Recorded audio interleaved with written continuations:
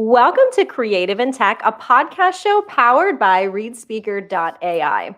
I'm your host, Carrie Roberts, and I am the brand evangelist for North America at ReadSpeaker. And this show is all about highlighting the various brands and people and organizations that are creatively using one of the fastest growing spaces in technology, conversational AI. And in these next conversations, we're focusing a little bit more within the banking and finance industry and kind of how they're using this space to really improve their customer success experience and journey. And I am so thrilled again to have another fabulous person. She is a UI and VUI designer at Waterfield Technologies. Alana Cortés, welcome. So excited to have you here. Thank you so much for having me, Carrie. So I want to talk a little bit about how you got into this, because I was reading you came to kind of this conversational design space from a background in script writing and multimodal live performance design, which first off, I want to know what that is. And I'd love for you to talk a little bit about, how you got into this space and why it's so important in conversational AI as a whole. My background is I got an MFA at CalArts, which is known for being a design school, but they're really into what I now realize is called multimodal design. Really what we were calling it then was more like, I don't know if we even had a term. It's just a combination of different things. It's visuals, it's sound, it's writing, it's music sometimes. And so I really got to experience what it is to put all of those things together in ways that really hadn't been seen before. A lot of projection, video mapping. And so that has kind of led me into conversation design because my background was in scripts. So that's how people speak as opposed to how they write. And there is a really big difference between those two. It's been great to find a space where I get to use that ear for how people really speak, the pauses, sometimes they'll interrupt themselves, right? Changes of thought, change in direction. So that's my background. And how did I find my way into conversation design? I just really wanted to use those skills in ways that were challenging and really pertinent. And I think that's the most exciting thing about conversation design for me is it's the Wild West right now. It's the beginning of this whole other realm of technology. And it's really exciting to be on the ground floor of that. Yes, I always said before about this kind of conversational AI piece, you do have a lot of people like yourself coming from a creative background. And I always love when we bring creative and artistic people into technology, because it adds another layer and an important layer to everything we're doing. Because even though it's AI, there are people that are behind the scenes creating all of this. Before we get into kind of the details of conversational AI, you are working a little bit on a variety of projects, but some of them within the banking and finance field. Can you talk from your perspective of what you're seeing in terms of the banking and financial space, what they're doing in terms of technology as a whole or in conversational AI, and maybe some of the trends that you've been seeing? Well, Waterfield Technology is an technology integration company. And the thing that I love about that is that there is a wide variety of projects that we get to work on. And some of them are, like, for instance, just recently when we've been working on John Deere Financial. So that's like the financial arm of the not just tractors, but of the equipment company. And I think like some of the trends that I've been seeing is in terms of banking, IVR is in the past has been something that's considered really kind of difficult, right? Nobody wants to call and get the robot. They just want to speak to people. And there was this huge menu system, which could be really going in circles. Everyone's had that experience, right, of going in circles and trying to get to someone and you can't.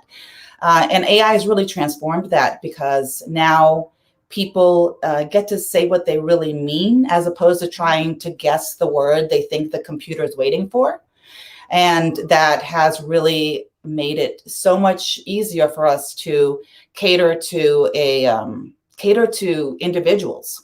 And I think that's the trend with banks. It's how can we differentiate ourselves? And one of the ways that you can differentiate yourself is by having a really specific understanding of your clients. And conversation design allows that to happen, especially with the AI and the natural language understanding, right? The computer starts to learn. So it will know words that we didn't teach it eventually, which is, to me, is really exciting. You said something really great. You said, this should be about what we are trying to say, what we're meaning to say, versus what we think this kind of robot needs us to say. Which you're right. There is a difference. When we think of some of the like old IVRs like that are still around, and you're like, okay, is it agent? Is it operator? Yes. Trying to figure out what that word is and how frustrating that is. But being able to create AI that understands the differences is important. Before we get into kind of these case studies, I'd love for you to really dive a little bit deeper into what conversational AI means. When you're designing these conversations, how do you do that? What is the process? And why is this such an important piece versus some people that maybe just do this kind of plug and play and say, oh, well, I can handle it. Like, why is the conversation designer such an important piece of this whole thing?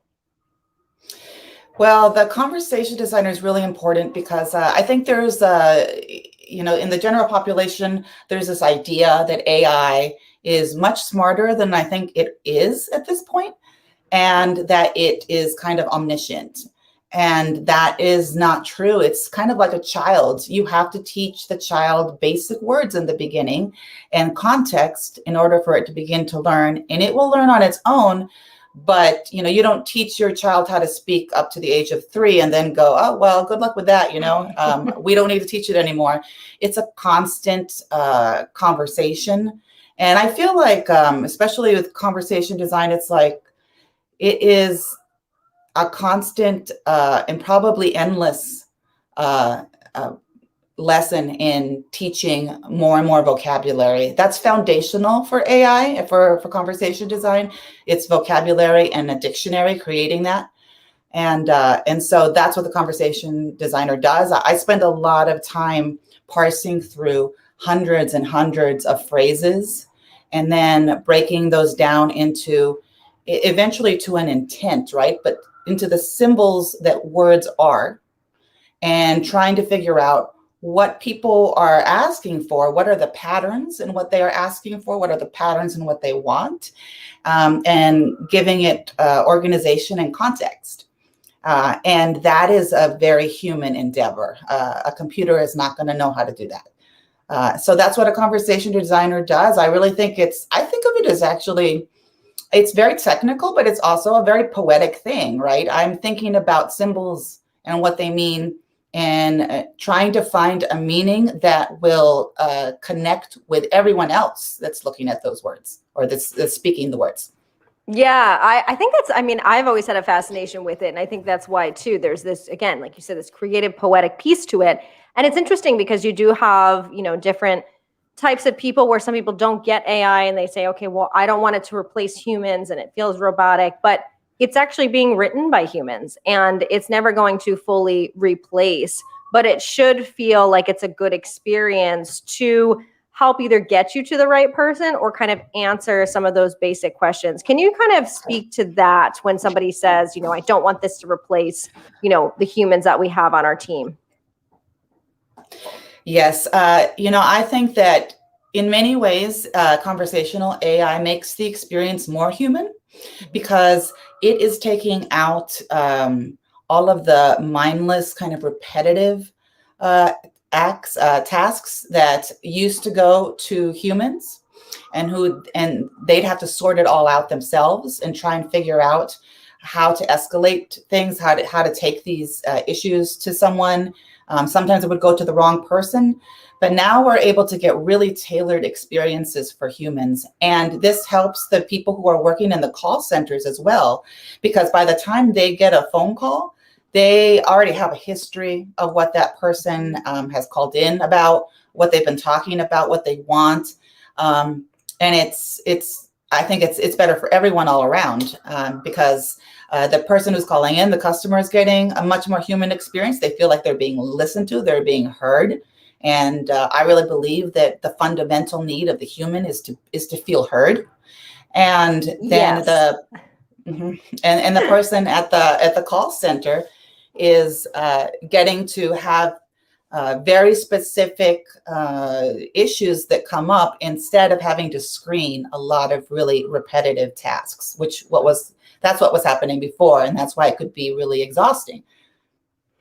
Yes, I love that. I always say that, we as human beings always want to feel heard, seen, cared for, to know we matter. And it's interesting how conversational AI helps with that. Because as you were saying that, I was just thinking, how many times have I gone through a system that isn't using conversational AI? And it's either kind of this like static IVR or it's a person. I spend all this time giving information. They transfer me and I've got to say it again. And they transfer me, I got to say it again. You're like, oh my, like, how is this not automated? What is happening? But as you're talking, you're saying, okay, the conversational AI can not only interact, but take this information and transport it to the proper person when it escalates. Is that correct? Yes. And we can see the whole history of times that they've called before. And so it starts to become, layers. There's like a layered experience that the customer has. I think that that's really where we're going in terms of like, for instance, like banking, that's where we're going. Tailored experiences. That's what differentiates companies that are going to be able to go into the future and companies that are going to be left behind.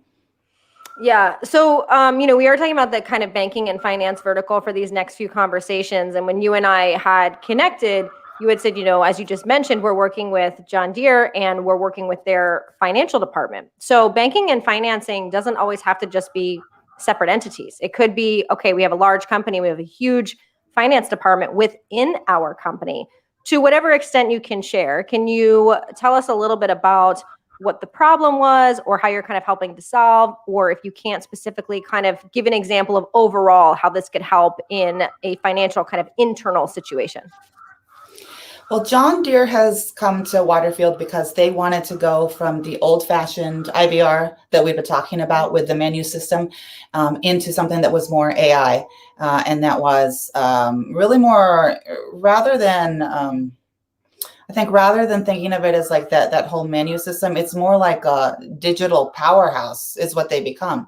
And so that's why they came to us. And it's been really interesting to me because some of the first kind of phrases that I heard about John Deere's world is conversations like people calling in and asking for help. And it was really interesting to figure out like all the different things that people call John Deere Financial for, because there's a whole lot of different things. It could be financing, different kinds of financing programs. It could be that they need help fixing their equipment. It could be that they need to figure out payment plans. Mm-hmm. And so these are things that could become incredibly frustrating for people because it's a huge investment and it's a lot of money and there's a lot of different programs. And so for me, like that's a great example of how that menu system that could get really frustrating really fast. And so that's why John Deere came to us. And it's been really interesting to hear all of the different, people from all over, not just the United States, but Canada as well. Listening to farmers, listening to people who buy all of these, pieces of equipment and what they need. So I kind of feel like every time we have a different client, it's like a different world you go into. And you really need to listen to them because nobody knows a business as well as the business itself. They might not know how to design an IVR, but they're the ones that have all of the information about their customers and their culture and what has gone well for them and what they want to work on. Yeah, I think that's a good point. Again, you keep talking about customers want to be heard, but the client also wants to be heard and listened to, and really pulling in, there's kind of this art and science that comes to this type of technology because you are doing the research. You have to understand what it is they need, their lingo, all of that. And then you're saying, okay, well, how do we do this in a creative and practical way that's going to work for them? For either that or any other projects that you've worked on, what has been the feedback or data that's shown when people interact with conversational AI? I mean, is there any kind of thing showing where they notice the difference, where they feel better? Are we seeing money saved? What have you kind of noticed over time across any of the projects that you've worked on? There's definitely KPIs that can be built into that and that are always built into that, so that we can really tell the difference between before and after. But I do know that there's a lot of data out there that says, like, I think one is, for instance, like in the next 3 years, 70% of customers are going to replace actually going to the bank with talking to a voice assistant. And so that is a huge number. And that's kind of what I meant, where it's like, it's really imperative that companies start to take that seriously. And so we always take a look at, we always try to build KPIs into that system. We know that there's general data like what I just quoted, but every company is going to take a look at, like, how long the person stays, on the phone. How often do we have phone calls dropped? And those are like major ones right there. Yeah. How often are we able to solve the issue without having to escalate it to a human being? And if we do, then we take a look at that particular part of the design and think, okay, is that understandable, or is there something that we can add there? Is there something missing? So it's kind of like, it's a give and take. It's a conversation. Ironically, it's a conversation, right? It's the initial design is always going to take feeding later on down the line. Yeah, and I think that's an important piece, because I remember talking to some people a couple years ago that were like, okay, I'm going to create a voice skill, for example, and then they would do it and then just like leave it and never come back to it, and they would say, oh, it's not working. And it's like you gave the example at the beginning. You wouldn't teach a young toddler how to speak and then just never talk to them again and hope they figure it out. There's a continuous learning cycle. Can you talk a little bit about that, about the importance of kind of looking at the data, updating the conversation? Like, how often should an organization be doing that? And I don't know if you call it maintenance or what you would call it if they're working with an outside organization like what you guys do, to keep that up, to make sure it's working as they'd like. Well, I think all good design, for me, like, I came from UX, and all good design comes from data. And for me, like, if you don't have that data, it's not UX design. And so it's really, really important to observe what works instead of making assumptions or assuming that, it should have worked and it didn't. And, oh, well, I guess it's the customer's problem, or the company's, or there is something that can be addressed always with design, and iteration is a huge part of that. It's kind of like, my background is in writing scripts. You will rewrite a script. I'm not kidding. There's probably about 75 to 100 different drafts of that script that you're going to do before it starts to go into production. And it's the same thing with design. And so, in terms of like, one of the things that we really focus on is making sure that companies feel supported in that process, and that the handoff is not like Lord of the Flies, where we just leave them on the desert or in the island. And so that's the whole thing is kind of like a cyclical thing. Design iterates. That's basically the nature of it. Yeah, I think that's a good point. Again, I love you bringing up the creative elements. I'm a dancer, and it's a similar thing with choreography. You create something, but you have to adjust what makes more sense, what's smoother, what works better. And like you said, conversation it's an art form, and every single interaction is different. You might think, okay, this is what our users want. And then you realize, actually, they're asking this, and you have to adjust and change it.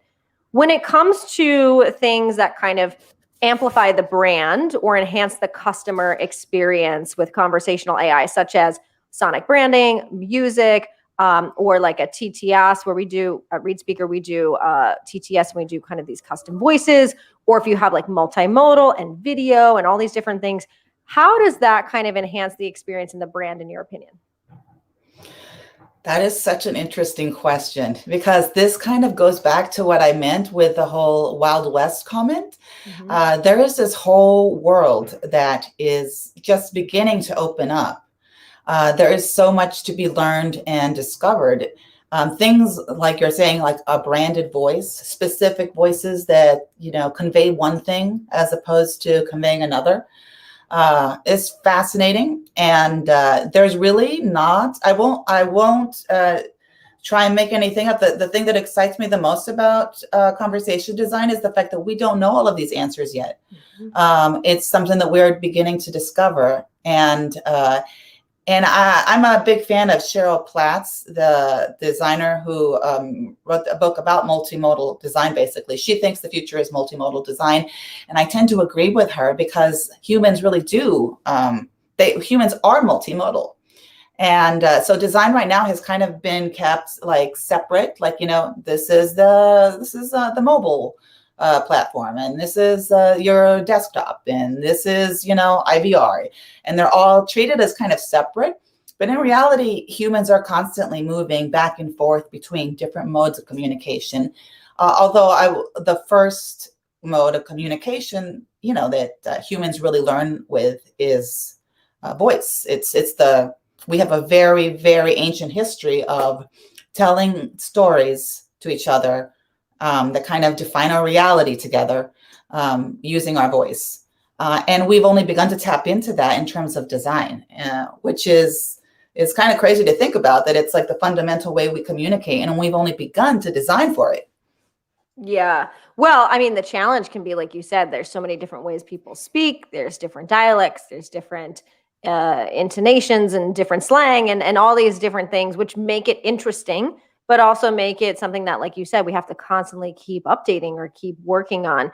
I agree. The ability to have things that are multimodal, omni-channel, being able to kind of be everywhere, and have this full experience really will add to it. So it'll be exciting to see as brands do that now and kind of continue into the future. When we're talking here about banking and the financial space, do you have any tips for them when it comes to designing conversation or ways to be thinking about how to implement this into their organization at all? I do know that there is kind of a disconnect in terms of cost right now. Larger companies are going to be able to successfully integrate voice more easily right now than a smaller company. And it is a commitment. Going into voice is a commitment. It's a process, and it's a relationship.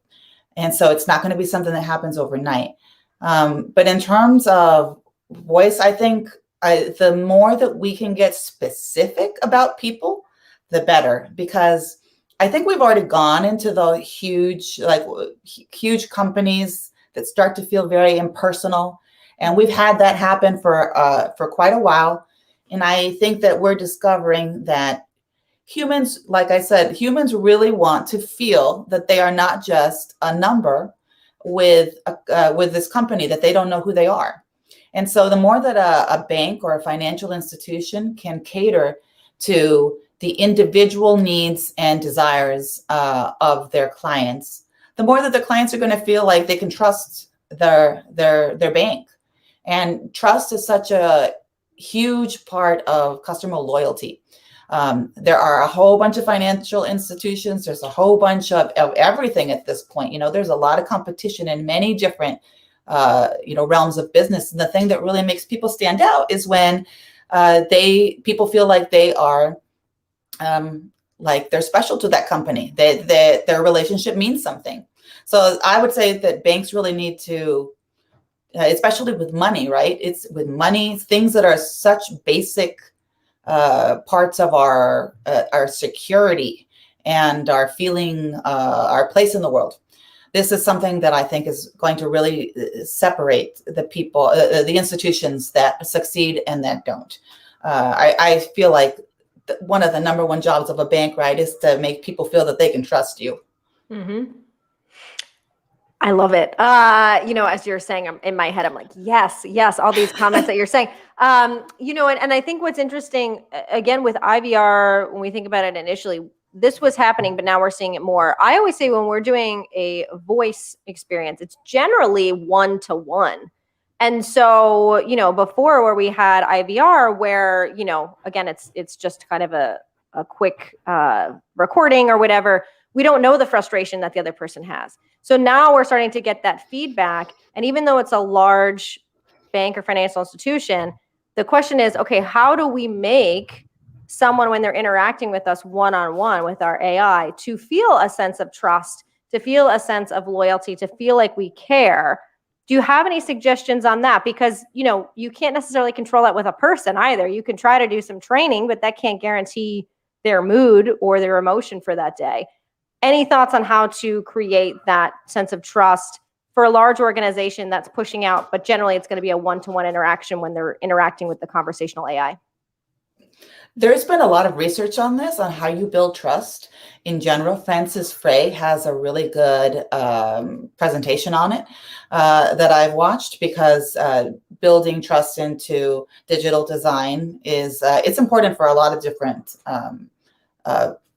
verticals. It's important for a lot of different verticals, and so Francis Frey talks about, you build trust. It's not an abstract thing. There's an actual formula for how you can get people to feel that they're trustworthy, and transparency is a big one. People need to feel like you are being transparent, you're being honest, and giving them value is another way to make them feel like they are being heard. And I think that, especially with banking, because of the nature of that business, transparency and value are two things that I think shouldn't be too difficult value is built right into banking, right? But transparency is really important as well. People have to feel like they can believe what you say. And even when you make a mistake, if you're willing to own a mistake, especially like in interpersonal relationships, right? Like, that's how you know you can trust someone, that they are able to admit when they have maybe messed up or not chosen the right thing, or you know what, you're right. That part of our design doesn't seem to be getting the effect that we thought it was going to. That's on us. So I think that those two qualities are really important. It's transparency and value. That's customer centricity. Oh, yeah. And everything you're talking about is like, again, we think conversational AI, we think technology, but there is so much human component that goes into this, and the building of this and the maintaining of this, that I think sometimes is forgotten. So I thank you for bringing that to light and describing it so beautifully. If people want to learn more about anything we spoke about, where is the best place to do that, to get more information? Well, if you're interested in Waterfield Technologies, it's www.waterfieldtechnologies.com, and I can be found on LinkedIn. It's Alana Cortés. Because I am really happy to talk about all of this stuff. This is really my passion now. You're an evangelist. I feel very much like an evangelist for voice design. I feel like there is, to be at the beginning of something like this. Yeah. I've never been at the beginning of anything. So it's like really exciting to me to be at the beginning of something like this, that is so full of possibility, and I feel can make people feel heard and seen. And I just want to say, like, you're a dancer, right? Mm-hmm. As I heard before, one of the things that I think that artists really get into the arts for is they want to be able to connect and make people's lives better, right? And make them feel seen and heard. And the difference between someone like a Martha Graham and an Isadora Duncan, right, in terms of voice, as you said, like the different voices and branding, is huge. So to me, it's like, even though there is, I think the best art has a lot of technical qualities to it. I don't think that they go against each other. I had all kinds of designers who knew all kinds of complicated software when I worked in the arts, and it's the same way now. So sorry to go on about that, but I really wanted to come back to what I'd been thinking about what you said of being a dancer. I think at the heart of all great tech is the human heart. And we should never forget that. So I'm really excited to talk to anyone about that. I'm Alana Cortés. I'm LinkedIn and Waterfield Technologies. I love it. I'm personally very excited, trying not to jump out of my chair with excitement, because I agree so much of what you're saying. Again, this kind of mix of art and science and what we're doing. So I thank you so much for sharing your insight and your passion. And I certainly look forward to hearing more, and anyone listening and watching can definitely reach out as well. So thank you so much. Carrie, thank you so much for doing this. It's been really awesome to watch this. Thank you. And if you are watching or listening, don't forget to subscribe to our ReadSpeaker AI YouTube channel for other live videos, as well as check out our audio podcast called Creative and Tech, wherever you listen to podcasts.